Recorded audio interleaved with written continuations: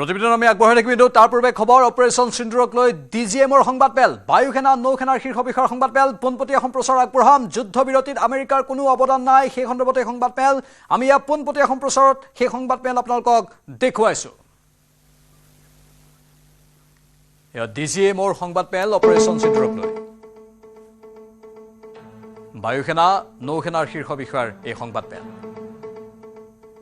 যুদ্ধবিৰতিত আমেৰিকাৰ কোনো অৱদান নাই এয়া ভাৰতৰ নিজা সিদ্ধান্ত ভাৰতে কোনো দেশৰ হস্তক্ষেপ বিচৰা নাই কাহানিও আৰু নিজৰ স্থিতি নিজে প্ৰকাশ কৰিব ভালদৰে জানে ভাৰতে শত্ৰুক নাশ কৰিব জানে ভাৰতে ভাৰতৰ প্ৰতি যদি কোনোবাই আঙুলি টুৱাই ভাৰতক যদি চকু থিয় কৰি দেখুৱাই তাৰ উচিত প্ৰত্যুত্তৰ দিব জানে ভাৰতে একাংশই সামাজিক মাধ্যমত বা আন কেতবোৰ মাধ্যমত বিভিন্ন কথা বিয়পাই আছে যিবোৰ সত্য নহয় আমেৰিকাই কাহানিও ভাৰতৰ ওপৰত হস্তক্ষেপ কৰিবলৈ চেষ্টা কৰা নাই আৰু চেষ্টা কৰিলেও সেই হস্তক্ষেপক ভাৰতে গুৰুত্ব নিদিয়ে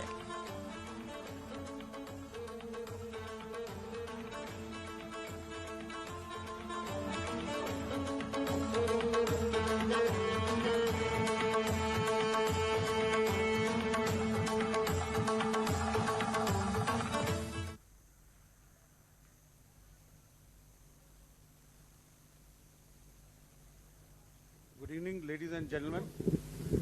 Jai Hind.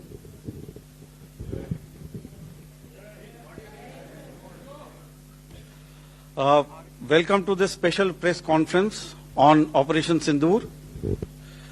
We will begin with opening statements by the three senior officers to my right here who have been directly overseeing operations during Operation Sindur.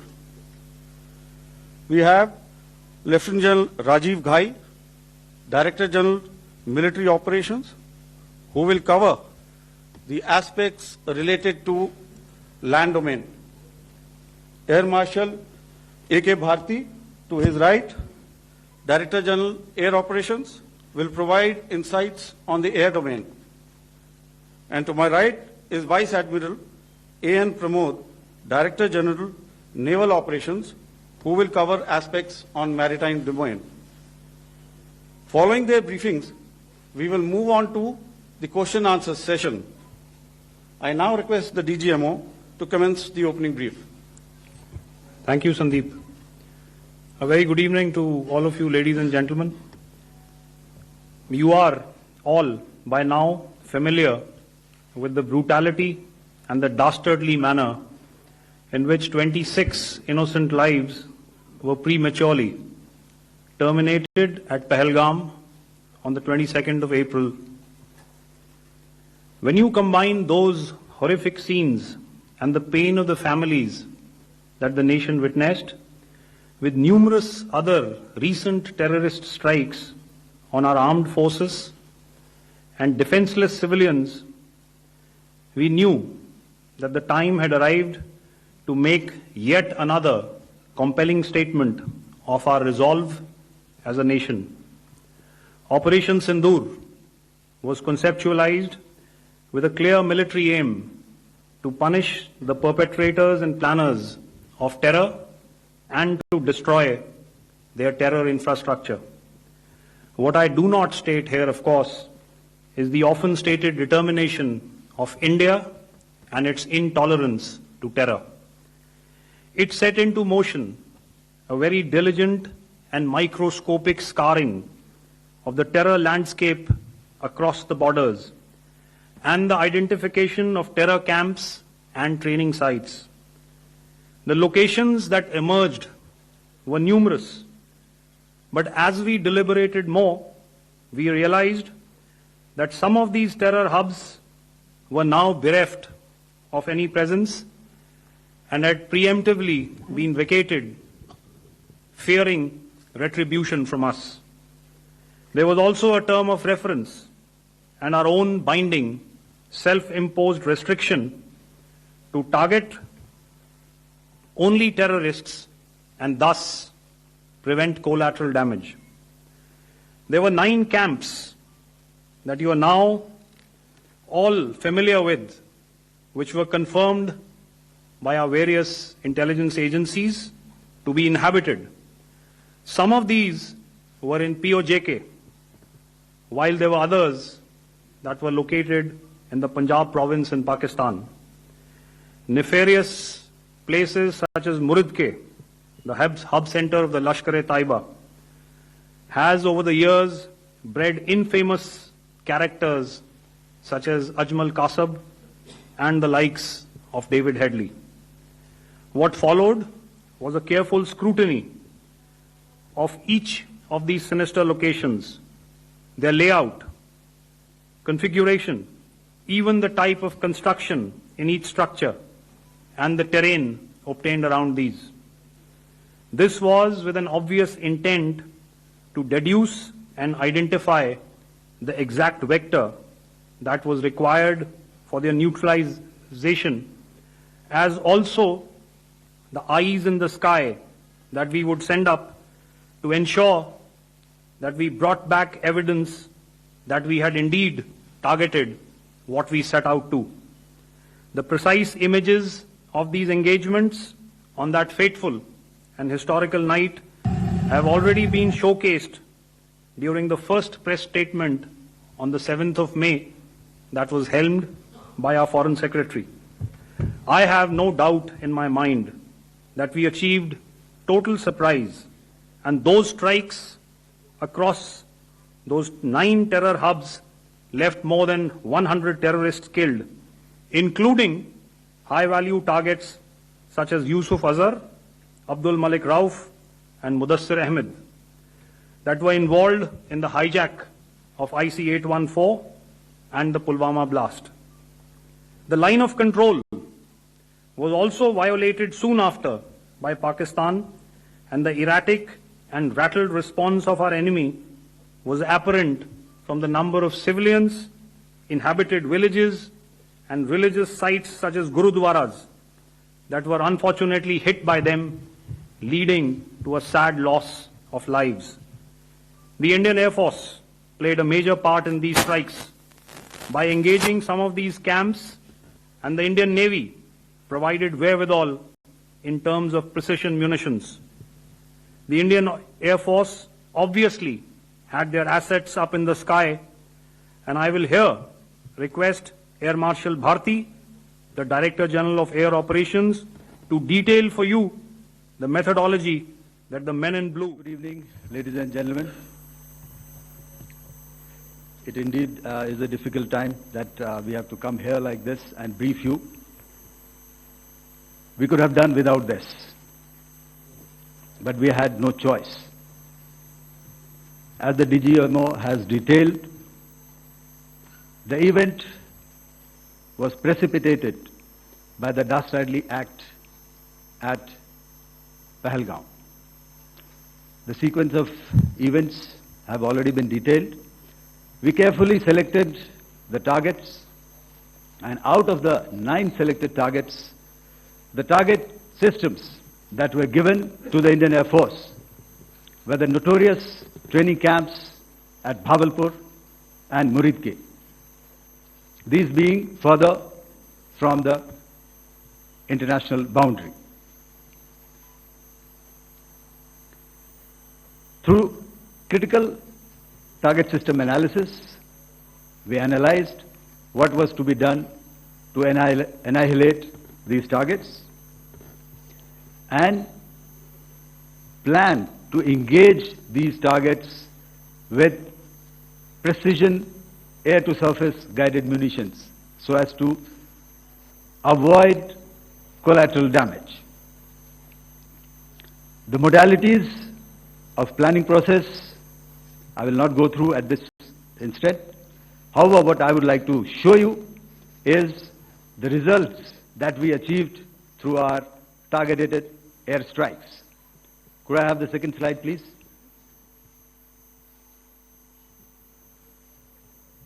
Yeah, change, please.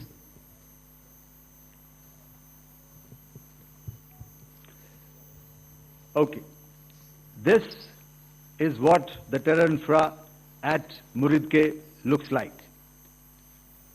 If you see, north is as indicated, and to the right is east, where the international boundary lies. Could we have the next slide, please?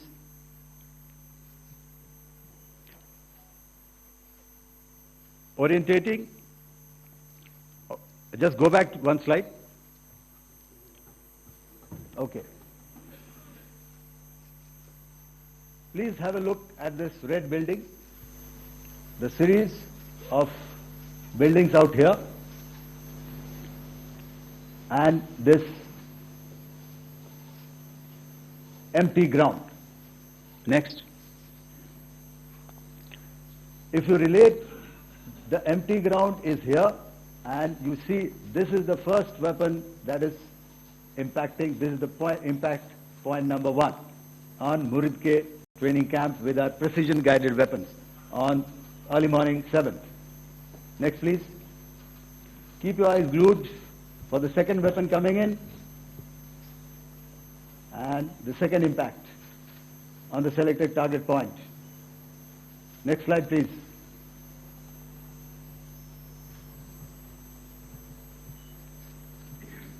Third weapon, third impact. Continue. And fourth weapon, fourth impact. So through these targeted and precision targeting, we addressed the target at Muridke, which was the turning infrastructure. Can you hear me? All right. Okay, I'll come closer to the mic. Now we go to the next target, which is the Bhavalpur training camp. Next slide, please. Okay, just wait. So the effect, if you see, the impact point, if I can point out, this is the impact point. The ammunition has gone through the roof and it has created a blast inside, the photographs of which you would have, all of you would have seen. And the red building, after that, there was this double-story building. It has been completely decimated by our precision targeting. Next, please. The target system, which was in the north, a series of buildings. I'll show you how it looked. Next. Completely destroyed by our precision targeting. Next. Now coming to Bhavalpur, this is the target complex that we are dealing with, a fairly large target complex. So we had to carefully choose the points that we needed to address, which were high value and which would meet our stated objectives of eliminating the terrorists. I would like to draw your attention to this red canopy, and in relation to that, I would cover the targets. One target system is a series of buildings here, other one here, and other one out here. Next slide, please. This is how it looked before, and this is how the building looked after the impact of the weapon. And orientation in relation to this red canopy, you can see here. Next, please. Before, next, and after. The roofs have completely collapsed. Next. This is the target system. Next. Precision targeting, and we have achieved our objectives here. Next. All right. So that was what we did on the 7th. Our objective was to address these two terrorist camps, and that we did with precision. And thereafter, we maintained a robust air defense posture, because remember, our objective was to target the terrorists and terrorist infrastructure, not any other infrastructure, not the Pakistani military, not the Pakistani any other infrastructure. So that is what we have maintained on the 7th of May.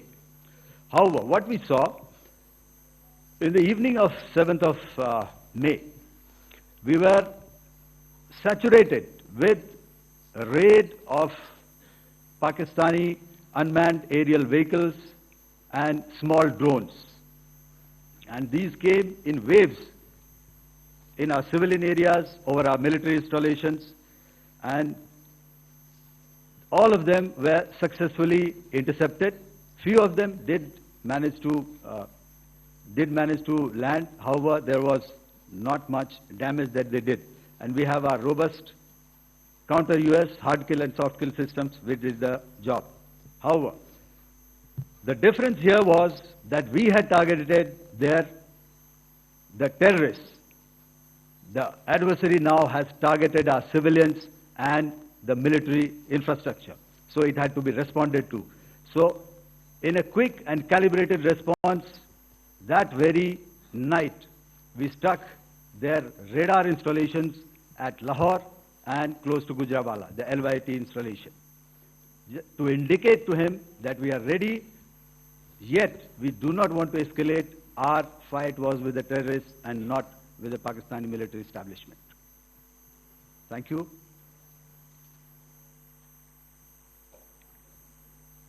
Thank you, Air Marshal Bharti. So, ladies and gentlemen, he's outlined operations not only on the night of 6th and 7th of May, when Operation Sindur commenced, but also on the subsequent night.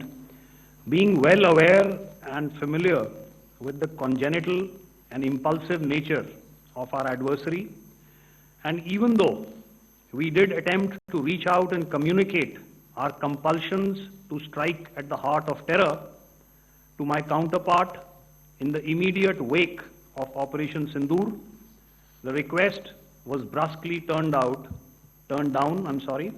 with an intimation that a severe response was inevitable and in the offing. We were, of course, prepared. Operations on the 7th and the 8th, Air Marshal Bharti spoken about. On the night of 8th and 9th of May, they flew drones and aircrafts into our airspace all across the borders and made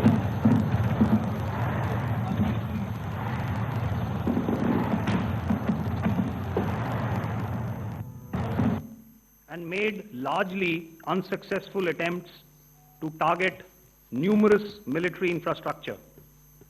Violations on the line of control by Pakistan also commenced yet again and precipitated into fierce RT engagements. The air operations on the night of 8th and 9th of May, I'll yet again request the DG Air Operations to cover.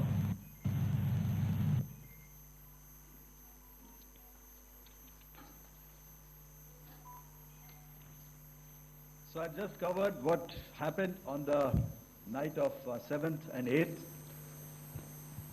What we found that on the night of 8th and 9th, starting as early as 22:30 hours, our cities had a mass raid of drones, unmanned aerial vehicles, UCAVs, starting right from Srinagar, going down right up to Nalia. It was a mass raid in waves, and it was relentless. However, we were prepared, and our air defense preparedness ensured that there is no damage on ground or to any of the intended targets that the enemy might have planned for. The difference between 7th night and 8th night was that on 7th night, he sent in his Jihad class of UAVs, however, these UAVs can go some distance, they are armed. However, on the 8th, less numbers of armed UCAVs were there or UAVs were there, and more numbers of quadcopters, maybe for surveillance or just for harassment of civilians. This continued till midnight. Our air defense preparedness ensured that there was no damage on the ground, either to the military installations or to the civilians. However, the enemy had yet again shown that he wanted to up the ante and he wanted a fight, and we were up to the task. In a measured and calibrated response, we once again targeted his military installations, which included his SAM sites at Malirkant. This also included his surveillance radar sites at Lahore and close to Gujranwala. These were suitably addressed, and thereafter his drone attacks continued even till morning, which we countered, and during the daytime there was some respite. Here I would like to bring out another aspect. What we found was that while the drone attacks were being launched from somewhere close to Lahore, enemy had allowed his civilian aircraft to also continue to fly out of Lahore. Not only his own aircraft, but international passenger aircraft, which is quite insensitive, and we had to exercise extreme caution, even at the cost of some tactical disadvantage, to ensure that there is no damage to any of the civilian aircraft. And this was also brought out in our press briefing during the day. So I will now hand over to my colleague to cover the events of 9th onwards. On land, we also undertook certain measures such as deployment of air defense and electronic warfare assets to establish an integrated grid with the Indian Air Force, and I have seen and heard some of you wax eloquent about the benefits of such an architecture when it comes to negating and combating air intrusions. We also carried out deployment to include movement of our forces in the land, sea, and air domains. The night of the 9th and the 10th of May saw similar intrusions by drones and aircrafts, and this time there was a concerted effort to target airfields and some very, very important logistic installations, albeit yet again unsuccessful and denied gallantly and efficiently, I must say, by the integrated Indian Air Force and Indian Army Air Defense. We further strengthened our deployment and also initiated some pressure points to send a very clear and unambiguous message to the other side to desist from any misadventures on land. Some of the airfields and dumps saw repeated attacks in waves from the air. All were thwarted. The Pakistan Army has reported to have lost approximately 35 to 40 personnel in artillery and small arms firing on the line of control between the 7th and the 10th of May. What the other side had probably also not reckoned with was the speedy and precise turnaround and hit back by the Indian Air Force. And I will yet again ask Air Marshal Bharti to speak about these significant and game-changing strikes. I will thereafter request Vice Admiral Pramod, my colleague and Director General of Naval Operations, to tell us about some very telling naval maneuvers in the Arabian Sea that exerted pressure on the night of 9th and 10th of May. Over to you, sir. Thank you. Commencing about 2000 hours, that is 8 p.m. local time, on 8th of May, several Pakistani unmanned aerial systems, drones, combat vehicles attacked multiple IF bases. These included Jammu, Udhampur, Pathankot, Amritsar, Bhatinda, Nal, Dalhousie, Thois, Jaisalmer, Uttarlai, Falodi, Nalia. These were almost simultaneous and they came in waves. All our AD guns and other systems were waiting for them. All these waves were neutralized by our trained crew using the air defense systems that they have, and also some of them were utilized using our legacy systems like Pechoras and IF Summer, which we have recently acquired. and some were neutralized by the Garud snipers. There was no damage on ground from these incursions and these mass raids, if I could call them, from the Pakistani side. However, following these relentless attacks on our air bases, on our forward positions, and on our civilian targets, this was time to convey some message to our adversaries. And therefore, a decision was taken to strike where it would hurt. And towards that, in a swift, coordinated, calibrated attack, we struck his air bases, command centers, military infrastructure, air defense systems across the entire Western Front. The bases we struck include Chaklala, Rafiki, and mind you, Chaklala is Islamabad. Rahim Yar Khan, Sakar, sending a clear message that aggression will not be tolerated. This was followed by strikes at Sargoda, Bholari, Jacobabad. We also struck the C2 centers at Murid, the UAE complex at Murid, Rafiki, radar at Chunia, which I will show you, Rahim Yar Khan airfield, and the unmanned combat aerial vehicle hangar at Sakar. I would like to reiterate here that we have the capability to target every system at these bases and more. However, it was only a measured response to instill good wisdom to our adversary to refrain from further escalation. IF's response was directed only at military installations, avoiding civilian and collateral damage. I would now like to show you some of the effects that have been achieved as a result of our air operation.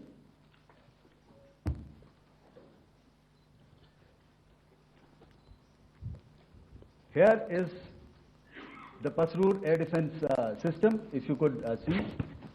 Zoomed up view, this is the radar mounted on a high tower. And after the strike,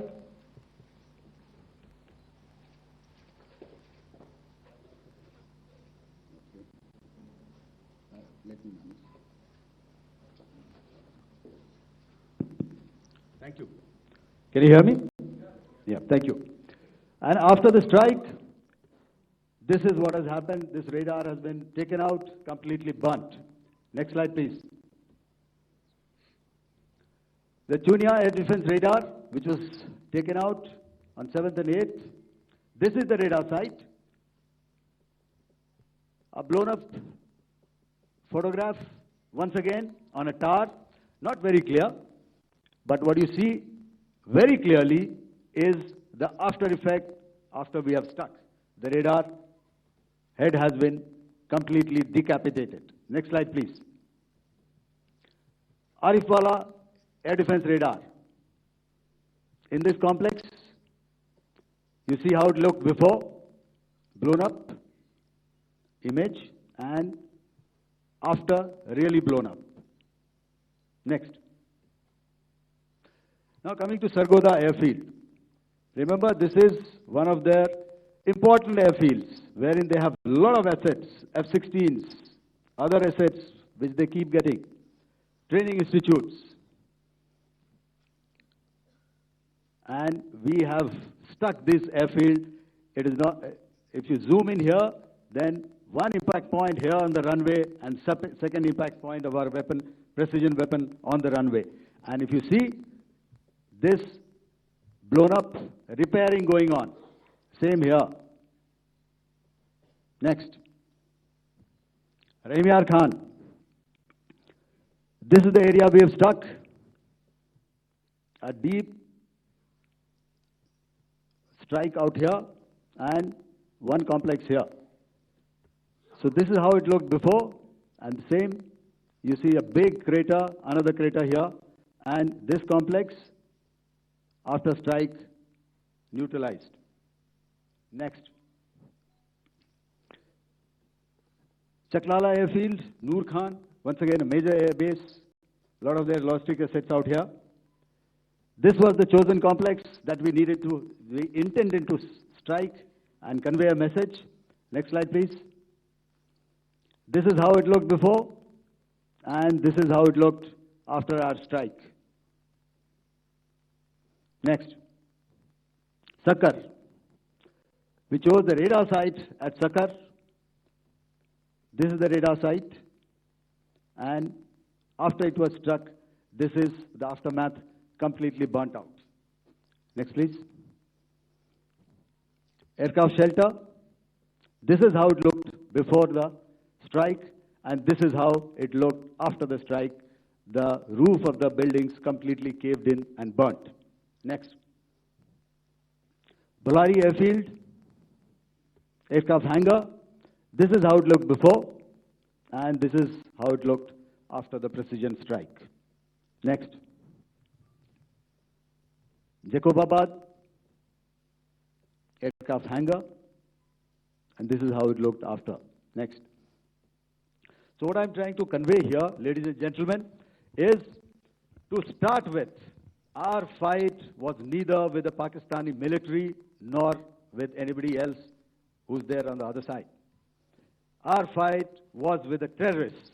We neutralized the terrorists that we selected to be neutralized, and thereafter, we only maintained the air defense posture. However, we were relentlessly pounded by waves after waves, night after night, by his UCAVs, by his drones, and by his other unmanned aerial systems.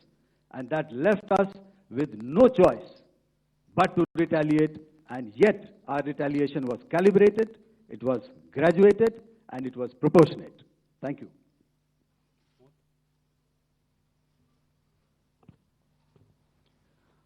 Good evening, ladies and gentlemen.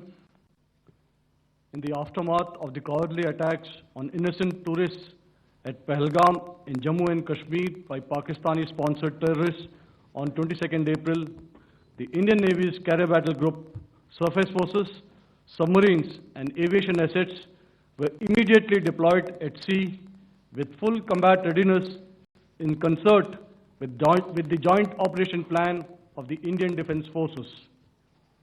You may be aware that we tested and refined tactics and procedures at sea during multiple weapon firings in the Arabian Sea within 96 hours of the terrorist attack. The aim was to revalidate our crew, armament, equipment, and platform readiness to deliver various ordnance on selected targets precisely. Thereafter, our forces remained forward deployed in the Northern Arabian Sea in a dissuasive and deterrent posture with full readiness and capacity to strike select targets at sea and on land, including Karachi at time of our choosing. The forward deployment of the Indian Navy compelled Pakistani naval and air units to be in a defensive posture, mostly inside harbors or very close to the coast, which we monitored continuously. The Indian Navy maintained seamless maritime domain awareness throughout the duration and was entirely aware of the location and movement of Pakistani units. In effect, we had and continue to have good battle space transparency using our maritime domain awareness grid. As you are aware, our response has been measured, proportionate, non-escalatory, and responsible from day one. Accordingly, the calibrated approach considered all options, including the ability of the Indian Navy for offensive action from and at sea. As part of this escalation control mechanism, the application of force by the Navy was planned in a synchronized manner in coordination with the Army and Air Force, the highlight being teams from the three services working closely in an integrated manner. Along with the kinetic actions by the Indian Army and Indian Air Force, the overwhelming operational edge of Indian Navy at sea contributed towards Pakistan's urgent request for a ceasefire yesterday. As we speak, Indian Navy remains deployed at sea in a credible deterrent posture to respond decisively to any inimical action by Pakistan or Pakistan-based terrorists. Thank you. Samno Varna, Jai Hind. Now I'll hand over to Director General Military Operations for further proceedings. Ladies and gentlemen, on the 10th of May, in the morning, even as we were getting into a huddle to wargame the events of the previous night, a routine exercise, I received a message on hotline from my counterpart in Pakistan seeking my willingness to communicate. Since our initial aim was to strike at terror camps, and all our actions in the subsequent days were in response to the intrusions and violations by the Pakistan Air Force and its army, it was decided that I would indeed speak with my counterpart.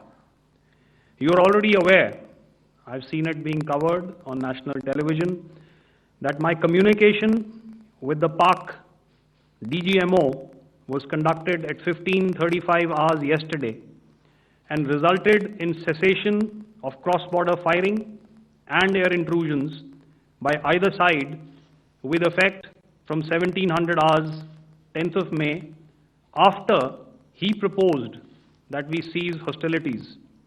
We also decided to further speak on the 12th of May, that's tomorrow, at 1200 hours, to discuss the modalities that would enable the longevity of this understanding. However, disappointingly, and must I add, expectedly, it took only a couple of hours for the Pakistan Army to violate these arrangements by cross-border and across the line of control firing, followed by drone intrusions across the expanse of the Western Front through last night and in the early hours of the morning today. These violations were responded to robustly and dealt with as they must be. We have earlier today sent another hotline message to my counterpart highlighting these violations of the understanding between the DGMOs on the 10th of May and our firm and clear intent to respond to these fiercely and punitively, if repeated tonight, subsequently, or later. In this regard, I must inform all of you that the Chief of Army Staff has earlier today conducted a security review and has granted full authority to our Army commanders for counter-actions in the kinetic domain in case of any violation by Pakistan. In the end, I pay my solemn homage to my 5 fallen colleagues and brothers from the armed forces and civilians who have tragically lost their lives in Operation Sindur. Our hearts go out to the bereaved families, and we express our solidarity to them in this lifetime and beyond, at this grave juncture in their lives. Their sacrifices shall always be remembered and spoken of in glowing terms by a grateful nation. We have thus far, ladies and gentlemen, exercised, and my colleague Pramod highlighted this, immense restraint, and our actions have been focused, measured, and non-escalatory. However, any threat to the sovereignty, territorial integrity, and safety of our citizens will be met with decisive force. Jai Hind. Okay, ladies and gentlemen, we are now open for questions. All right, now, since I would not know all of you, I would expect you to please raise the placard or your hand, and once I indicate, I expect you to please give out your name and the media group that you belong to. Keep your questions short so that we can take as many questions as possible. Also, ladies and gentlemen, kindly bear in mind that confidential aspects may not be answered by the 3 DGMOs. Right. I've got a lot of hands there. Let me start from the left. Left foot always in front when we start marching. So here we have to the left, okay. Yeah, 238. Hello. So this is Manas Pratimugyan from PTI, Press Trust of India. So the understanding that was reached yesterday on stopping the military operations and actions, was it for just 3 days? And what would be the cost escalation if there is violation of this understanding by the Pakistani side? And my subsequent question would be that we have a kind of ceasefire agreement with Pakistan that was finalized in 2003. So will there be some kind of similarities in frameworks between the two kind of understandings, 2003 ceasefire agreement and the current understanding on stopping military operations? And again, what are the cost that will be incurring on Pakistan if Pakistan again resorts to this kind of terrorist activities, because we have made it very clear that the cost will be very high. So I would like to have your thoughts on it. Okay, so I'll answer the latter part of the question first. I also want to add that while the initial ceasefire agreement, as you correctly pointed out, is of the 2003 vintage, but I must remind you that in 2021, in the month of February, and this was then when the crisis in eastern Ladakh was also on, the 2 DGMOs had spoken and arrived at a ceasefire understanding that lasted right up until this unfortunate attack at Pahalgam. Once our Foreign Secretary had announced the decisions of the CCS in the immediate wake of that attack, he had announced certain measures, and then of course Pakistan had in turn made its own announcements. Since then, there have been certain violations of this ceasefire understanding, and of course after the 7th of May, like I pointed out during my statement, that there have been numerous violations on the line of control especially, and of course along the international boundary by the Pakistan Army and the Pakistan Air Force. This understanding that we spoke about yesterday, no, it was not for 3 days.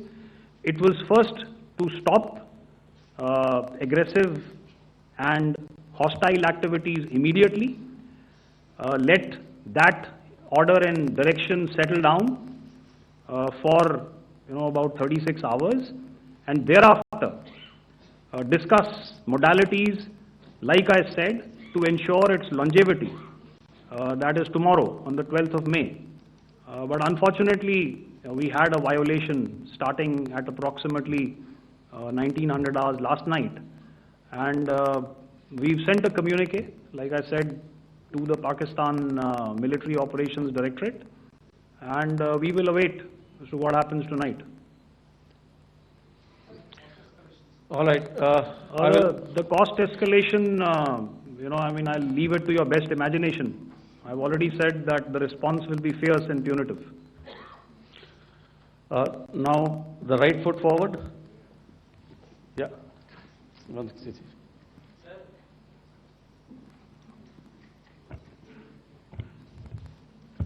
Sir, I am Ajit Dubey from ANI, sir. Sir, my question is that you talked about loss of lives to the Pakistan army, that was around 35 to 40 kills secured by the Indian army. Sir, can you tell us what would be the total loss of life to the Pakistan army in both army and air force attacks, sir?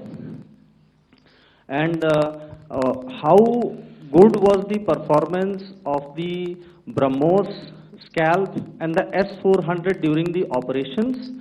And sir, since we have sir, just one No line, multiple sir. questions, please. Sir, All right. and since sir, we have achieved such a spectacular, we have made good achievements in this entire operation, can we say that we have emerged victorious, or we have a big upper hand over the Pakistanis in this entire conflict?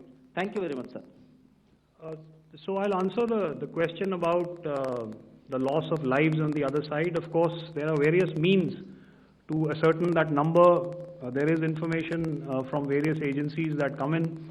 There are, of course, on the line of control, other ways to find out as to what has been the effect of what you are doing there in ceasefire violations.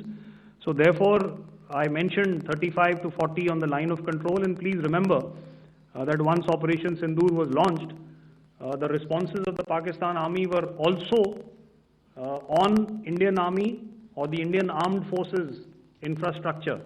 Let me put it that way. So that's why I did not cover casualties of the Pakistan Army, at least in the initial phases of battle, because those were not our targets. Our targets were terror-oriented, and of course later, once they launched air intrusions and air operations on our infrastructure, we've used heavier weapons, and of course there would have been casualties, but those are still being assessed. The effects of the weapons that you mentioned, I will request Air Marshal Bharti to apprise all of you about those. Good evening, Mr. Sujit. How are you? Ajit. Okay, we're meeting after some time. I never mentioned about any of the weapons that we used. Check. Okay. What I was saying, that I never mentioned of any of the weapons, the caliber that we used. All right. So we'll leave it at that. Those are matters of operational details which I would not like to go into. But suffice to say that whatever methods and whatever means we have chosen, it had the desired effects on the enemy targets. How many casualties? How many injuries? Well, to start with, our aim was not to inflict casualties, but in case there have been, it is for them to count. Our job is to hit the target, not to count the body bags. And the last part of your question, I wonder if you read out the tweet on ADG-PI at midnight once we'd done what we had to in Operation Sindur. And that's credit to my friend here on the left. Justice has been served, Ajit. That is all that I will say. Ajit, I'll request you to, refrain putting words into his mouth. All right. Yeah, I'll come back to the left. 147. Sorry, 47. No, 47. Did I see it here or? Yeah. Good evening, gentlemen. Sorry, 147. I saw it there. Sorry. Yeah. Since I've already said 147. Start, please. Hi, sir. Good evening. This is Shivam Patel from Reuters News Agency. Thank you for giving me the opportunity. My question, sir, is how many military targets did Indian Armed Forces strike in Pakistan in response to the attacks from Pakistan? How were these targets selected? And how many troop casualties have been there in total on both sides, if you can give details? Thank you. I'm sorry, where are you? I haven't spotted his name. He's to the right. Okay. Can you just repeat that for me, please? Sure, sir.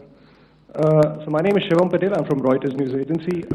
My question is, how many military targets in total did the Indian Armed Forces strike in Pakistan in response to the attack from Pakistan? how were these targets selected, and how many troop casualties have been there on both sides, if you can? So you're speaking of the targets that I mentioned in the wake of the attack at Pahalgam, right? Yeah, I think it's amply clear to everybody here that the Pakistan Army has not crossed the international boundary, neither in the plain sector nor on the line of control. So the intrusions have been in the air. There have been certain attempts on the line of control when ceasefire violations have been on to try and infiltrate and carry out and perpetrate activities that we are all very well familiar with. Whether these are by terrorists or by the Pakistan Army or its special forces and commandos is difficult to say, but each of these have been effectively thwarted. So therefore, as far as engagements of military targets on the other side is concerned, I thought Air Marshal Bharti covered those very well and in detail, and he also mentioned as to how they went about targeting those. I think those images were very clear and very, very graphic in telling us as to what we needed to hit. And you'll remember right at the outset I said that we even went into what was the construction in each of these locations, and therefore decided on the vector that had to be utilized. Please. Okay, if I could add to what the DGMO has said. I have already detailed the targets. Now, whether it is X numbers or Y numbers that is immaterial. And what damage have we inflicted, you have seen. What are the casualties on the other side? As I said, that is for them to count. As far as we are concerned, from the air defense side, if they had a choice, they would have definitely come in. They are fighters, there are more numbers of UCAVs. It is not that they did not intend to come in. It is only that our robust AD posture prevented them from coming in. So that must be known, and that must be realized by all the audience here. Yeah, I'll come to the left now, 24.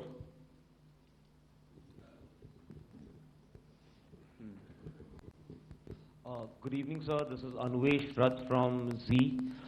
Sir, I wanted to know on the first briefing, which was done by FS and two representatives from Air Force and Army, you showed a list where there was 21 places in that list. You have stuck 9. Are more operations going to be held? Is Operation Sindur still on? And the second question, thank you, sir. Thank you so much. And also, I want to congratulate all three of you for a fantastic operation that you guys have done. Thank you so much. Thank you so much for that one question. Yeah. Sir, the question. Unfortunately, Rath, is that your name? I'm sorry. As far as operational details are concerned, I'm not in a position to share those right now. But I think I'll take a cue from Pramod. He said towards the end that the Indian Navy is still in a posture that is deterrent. And I have already made it very clear towards the end of what I said that it's only a couple of hours ago that the Chief of Army Staff has carried out a security review, and he's authorized our Army commanders to deal with violations of any kind from across the borders in a manner that they deem fit. So again, to reiterate, the response will be fierce and it will be punitive.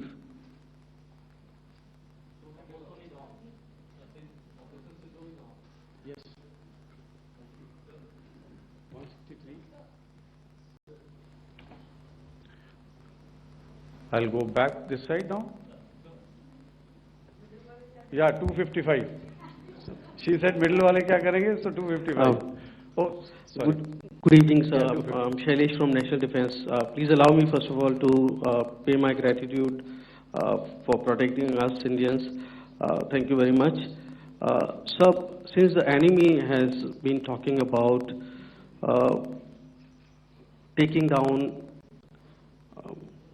our aerial platforms,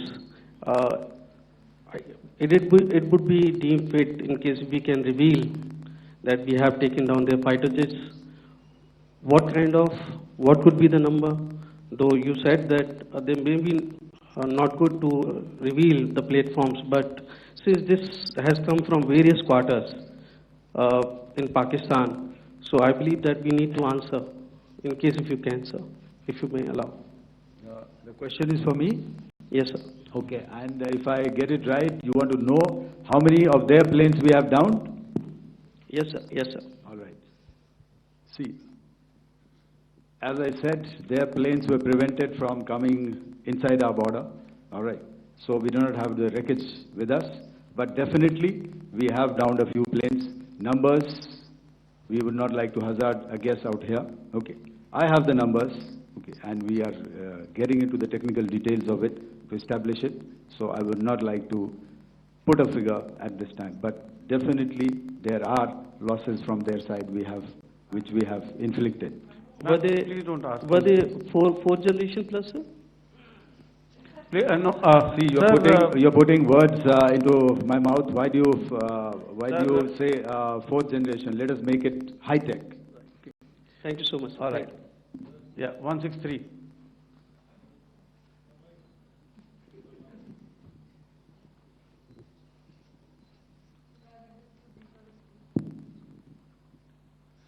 sir मैं मंजीत नेगी हूँ आज तक से। मेरा सवाल ये कि इस पूरे ऑपरेशन में जो आतंकी ठिकानों को निशाना बनाया गया, क्या नंबर्स कुछ बता सकते हैं कितने आतंकी मारे गए? कुछ नाम सरकार मतलब कुछ नाम मीडिया में आए भी हैं जो बड़े उसके मास्टरमाइंड थे। और एक सवाल जो आज एयरफोर्स ने भी ट्वीट किया कि ऑपरेशन सिंदूर अभी जारी है और सरकार की तरफ से भी कहा गया, और पिछली बार जब विदेश मंत्रालय की प्रेस कॉन्फ्रेंस पहली हुई थी उसमें वो लिस्ट दिखाई गई थी कि 21 टेरर कैंप आइडेंटिफाई किए गए हैं। तो क्या जो बाकी बचे हुए टेरर कैंप उन पर भी कार्रवाई होगी? और एक नंबर अगर आप बता पाएं कितने टेररिस्ट मारे गए? Sir before you answer, sir before you. Manjeet ji, 3 questions. The third one has just been asked here before. So 21 this thing. So I'll request the first to be answered so that we have more number of people who can ask. Manjeet, जब मैंने statement दिया तो मैंने शुरू में ही कहा कि जैसे ही ऑपरेशन सिंदूर कॉन्सेप्चुअलाइज हुआ तो हमारा जो पीछे की कार्रवाई होती है स्पेड वर्क और टारगेट्स को आइडेंटिफाई और एनालाइज करने की कार्रवाई शुरू हो गई थी। मैंने जब स्टेटमेंट दिया तो मैंने बताया कि बहुत सारे थे, हमने 21 दिखाए होंगे और भी हैं, लेकिन वो लिस्ट फिल्टर करते करते 21 तक पहुंची। अब क्या आगे एंगेज किए जाएंगे? अगर जरूरत पड़ेगी तो जरूर एंगेज किए जाएंगे, लेकिन मैंने बताया कि इस समय जो इंट एजेंसीज ने हमें बताया कि फलाने कैंप में प्रेजेंस है, हमने उनको एंगेज किया। कुछ नाम मैंने लिए, कुछ नाम अभी पुख्ता किए जा रहे हैं। मैंने आपको बताया कि जो इंट एजेंसीज ने अभी तक असेसमेंट किया है उसमें उन्होंने कहा है कि तकरीबन 100 से ज़्यादा मारे गए हैं। और एक आज आपने तस्वीर भी देखी कि काफ़ी प्रोमिनेंट जो फ्यूनरल था, काफ़ी प्रोमिनेंट एक जो हस्ती हैं वो ऑर्गेनाइज कर रहे थे, और उस फ्यूनरल में और कौन कौन लोग अटेंड कर रहे थे वो तो आपने देखा ही। तो आप लोग सब समझदार हैं और मुझे ये कहने की ज़रूरत नहीं है कि इन लोगों को कहाँ से सपोर्ट मिल रहा है। अगर नहीं मिल रहा होता तो ऑपरेशन सिंदूर नहीं होता, तो उसी की वजह से है ये ऑपरेशन। तो मेरे ख्याल से मैंने आपके सारे सवालों का जवाब दे दिया। Ma'am. Sir, next is from 17. Sir मेरा नाम अंजू निर्वाण है, TV9 भारतवर्ष से। सर मेरा सवाल ये है कि ऑपरेशन सिंदूर में हमारी जो इंडियन नेवी है उसके बारे में सर थोड़ा सा बताएं कि किस तरह की उसकी भूमिका रही, क्योंकि हमने इस दौरान सर देखा कि बहुत सारी स्पेकुलेशन भी रही और ये बोला गया कि कराची तक हमारी नेवी ने ऑपरेशन किया है। तो सर इस पे थोड़ी सी क्लैरिटी चाहिए। और सर हमने कौन कौन से फाइटर एयरक्राफ्ट डाउन किए हैं, अगर उसका भी थोड़ा सा क्लियरिटी मिल जाए तो अच्छा रहेगा। तो मैं आपका पहले सवाल का जवाब दूंगा। I will make few sentences and leave it for your imagination. First of all, as I mentioned, we have quantitative and qualitative edge to deliver a massive blow to our adversary, and we completely dominate in the maritime front. Indian Navy's action is part of the escalation ladder mechanism which we have worked out amongst 3 services. This time, if Pakistan dare take any action, and Pakistan knows it, what we are going to do. That's all. Okay. आपके सवाल का जवाब मैं पहले दे चुका हूं। आपके सवाल का जवाब मैं पहले दे चुका हूं, इसलिए मैं बस उस तक ही सीमित रखूंगा और इतना कहना चाहूंगा कि आने वाले दिनों में आपको खुद ही पता चल जाएगा और ऐसी बातें छुपी नहीं रहती हैं, तो पता चल जाएगा. So at this time we'll just let it be. Okay, ladies and gentlemen, we have 1 or 2 more questions, sir. So please, they are going to be outside. You can speak to them there also. 104.